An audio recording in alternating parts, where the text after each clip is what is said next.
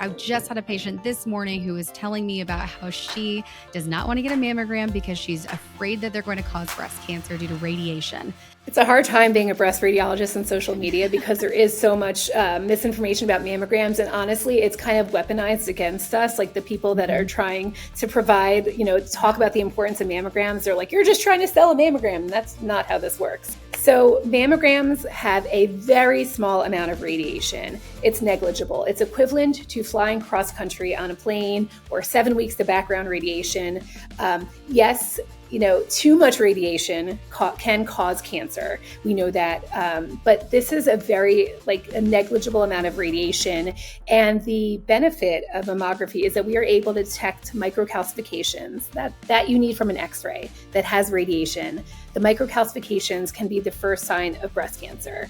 So that small amount of radiation allows us to find breast cancer at the earliest, most treatable stage. Other modalities like ultrasound and MRI can't detect the microcalcifications that we're looking for, which is why a mammogram really plays an important role. Now, you're going to start seeing a lot of wellness influencers saying, oh, mammograms have radiation is bad, therefore mammograms are bad. If the mammograms were the problem, we would be seeing older women just getting the increasing rates of breast cancer in older women. And that's not what the data is showing. The data is showing that we are seeing an increase in rise in young breast cancer, the highest in their 20s at 2.4% per year. These women have never had a mammogram. There is something going on in the environment. There is a widespread young breast cancer epidemic, but it's not the mammograms. And by spreading this misinformation, it scares people away from wanting to get a mammogram. And then they're trying to sell you an alternate screening modality that is not approved.